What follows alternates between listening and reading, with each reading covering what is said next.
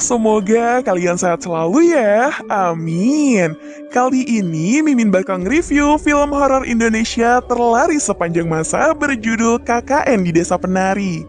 Berhubung film bajakannya belum ada, jadi Mimin bakal nyeritain sesingkat dan sedetail mungkin ya. Yang penting benang merahnya dapat lah. Daripada nunggu lama, kita langsung mulai aja yuk ceritanya. Film ini menceritakan tentang sekelompok mahasiswa yang akan menjalankan proker KKN di salah satu desa terpencil bernama Desa Penari. Kelompok mahasiswa itu terdiri dari 6 orang, diantaranya bernama Ayu, Nur, Widya, Bima, Anton, dan terakhir yaitu Wahyu.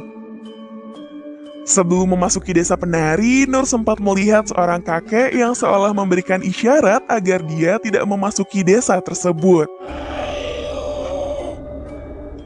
Karena desa itu masih sangat terpencil, jadi mereka harus menaiki sepeda motor karena tidak ada akses untuk jalan mobil. Di tengah perjalanan, Widya tiba-tiba mendengar suara alunan gamelan.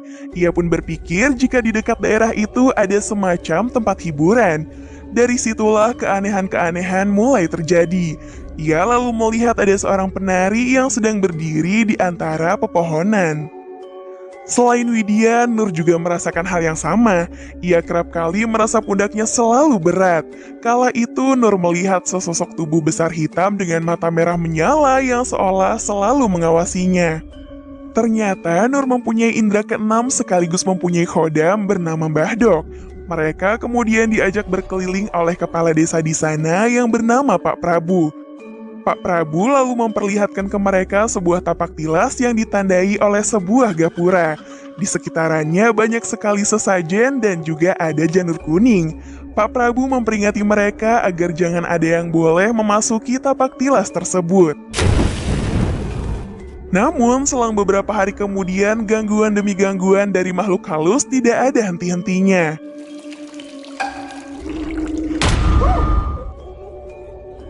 Suatu ketika, Mbah Buyut yang merupakan sesepuh sekaligus orang dukun di Desa Penari akhirnya mengetahui jika Widya dan Nur memiliki darah hangat yang disukai oleh kaum jin.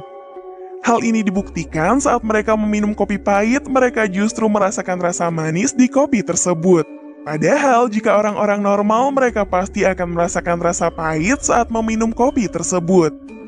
Tanpa mereka sadari, rupanya ada sesosok siluman ular bernama Badarawuhi. Ia merupakan siluman penari penunggu asli di desa tersebut. Badarawuhi ternyata sedang mencari mangsa, yang kebetulan ia sangat menyukai darah hangat yang dimiliki oleh Widya dan juga Nur.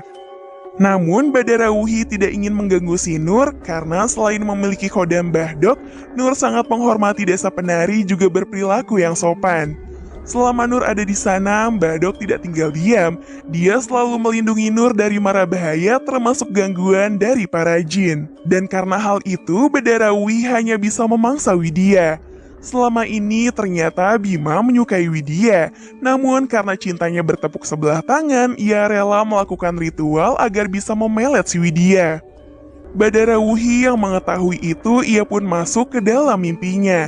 Di dalam mimpi itu, Badarawuhi memperlihatkan kepada Bima kalau Widya sedang dalam bahaya.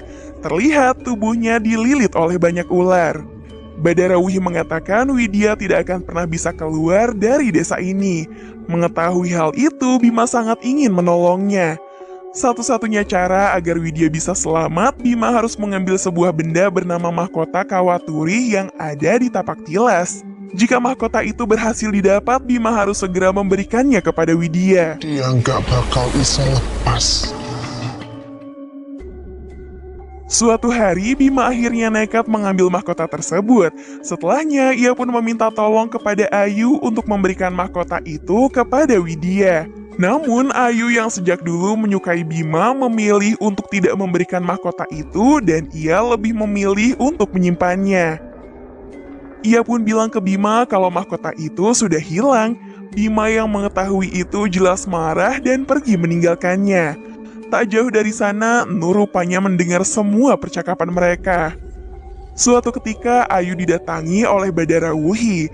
Ia bilang kalau dia bisa membantu Ayu untuk mendapatkan cintanya si Bima. Karena hatinya sudah dibutakan oleh cinta, Ayu akhirnya menerima pemberian selendang hijau dari Badara Wuhi. Selendang itu ternyata bisa membuat Bima jatuh cinta kepadanya. Malam harinya, Ayu masuk ke tapak tilas dan langsung melancarkan aksinya. Di sini Bima tidak sadar sama sekali saat dia melakukan hubungan tersebut dengan Ayu. Karena sudah termasuk melakukan perjanjian dengan Badara Wuhi demi bisa menyelamatkan si Widya, setiap malamnya Bima harus pergi ke tapak tilas untuk bersetubuh dengan Badara Wuhi. Saat itu Widya diam-diam mengikuti Bima yang pergi ke tapak tilas. Di sana ia sangat terkejut melihat Bima yang sedang bersetubuh dengan Badara Wuhi. Sialnya Widya ketahuan oleh Badara Wuhi saat sedang mengintip. Alhasil ia pun langsung dibawa ke alam goib yang dimana ia menyaksikan dengan mata kepala sendiri kalau Ayu dipaksa menari di depan para arwah yang berwajah sangat menyeramkan.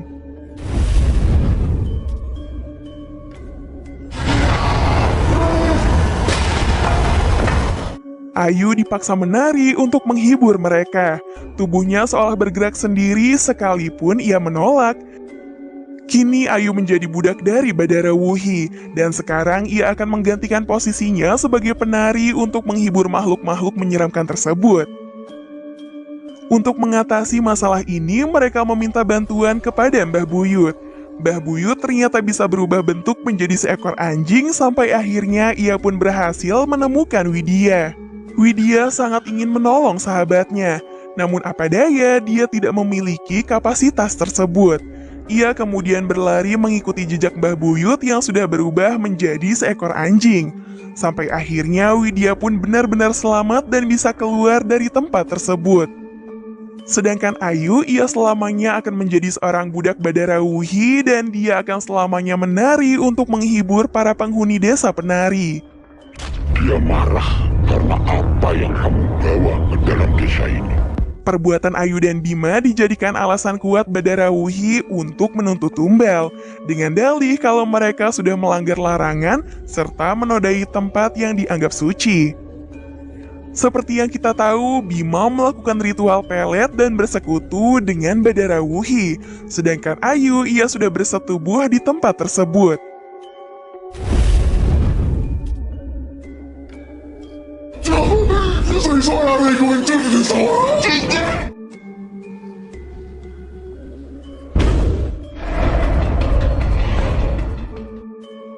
Akibat dari ulah mereka sendiri, kini Ayu dan Bima selamanya terjebak di alam gaib. Singkat cerita, mereka pun akhirnya pulang. 4 hari setelah kepulangan mereka, Bima akhirnya meninggal dunia. Sedangkan Ayu, ia meninggal dunia 3 bulan setelahnya.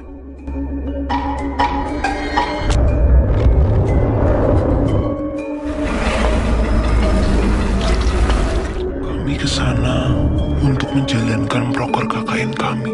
KKN ini tidak berjalan seperti yang kami harapkan. Dia marah karena apa yang kamu bawa ke dalam desa ini. Yang terjadi selanjutnya benar-benar di luar dugaan kami. Begitu, biasanya itu udah gak bisa bantu. Nah, itu dia guys ceritanya. Di sini Mimin cuma bisa bikin segitu dulu ya, soalnya filmnya juga belum keluar. Ada sih yang udah keluar, tapi di bioskop, kalau yang bajakannya belum ada. For your information, film ini dinobatkan sebagai film horor Indonesia terlaris sepanjang masa loh. Karena baru 2 minggu perilisannya, film ini udah tembus 6 juta penonton. Gokil nggak tuh? Ya udah guys, segitu dulu ya review filmnya. Kalian jangan lupa jaga kesehatan ya. Ketemu lagi di video selanjutnya. Dadah! Awakmu gak usah melo-melo.